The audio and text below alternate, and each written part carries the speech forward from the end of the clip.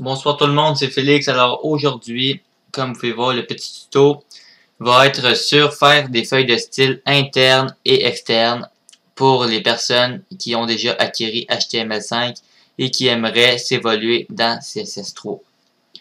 Donc premièrement, si vous êtes comme moi dans les débuts, moi je savais que le HTML5 et mes sites internet ressemblaient vraiment aux vieux sites des années 98. Donc après j'ai été apprendre le CSS et mes sites ont eu de l'air de quelque chose de plus beau. Donc le CSS c'est du cascading, style sheet, feuille de cascade, c'est ça là, feuille de style en cascade. Donc on va sélectionner quelque chose en cascade et mettre un style qui va s'épanouir. Alors, vous connaissez sans doute le HTML, les bases, j'espère, parce que c'est les prérequis qu'il faut. Donc, je donne un exemple. Vous savez c'est quoi un H1, c'est sûr. Pas un H11, un H1. Ensuite de ça, vous savez c'est quoi un div. Bon. Tabarnak. Excusez. Bon.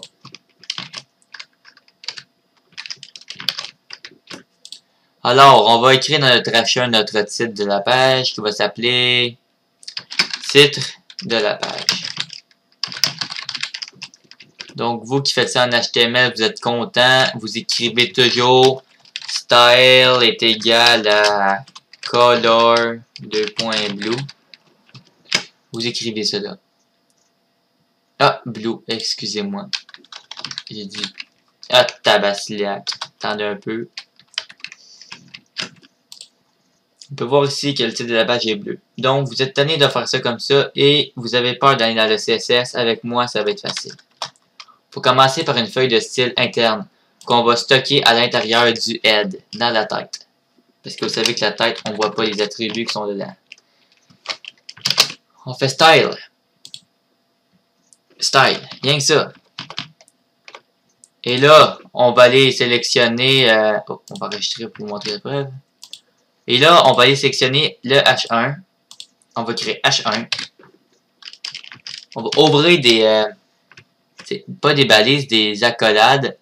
Et on va créer color. Vous voyez, ça me dit color blue.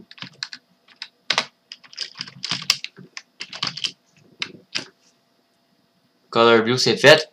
Ça marche. Donc, vous comprenez le principe. Vous voulez mettre une border bottom style clac clac clac là. Vous n'allez pas écrire ça là-dedans. Vous allez écrire ça là. Border bottom style solide. Et là, vous me dites, oui, mais Félix, ça n'est pas utile. Si j'écris un gros style, ça va prendre trop de place. Je comprends. Alors, on va écrire ici link rel. On va écrire style shape. Ensuite de ça, type text/css href. On va appeler ça vidéo.css. Donc, on va faire un nouveau fichier nouveau. Ça, je vais fermer ça pour l'instant. On va enregistrer sous. Nous autres, on est dans le bureau. On est ici dans vidéo HTML et on a dit qu'on allait l'appeler vidéo.css. Alors, vidéo.css, là-dedans, on va mettre les attributs qu'on a mis à l'intérieur du style précédemment. On avait dit que le H1, on voulait qu'il soit bleu avec une bordure bleue. H1, on ouvre les accolades. Color,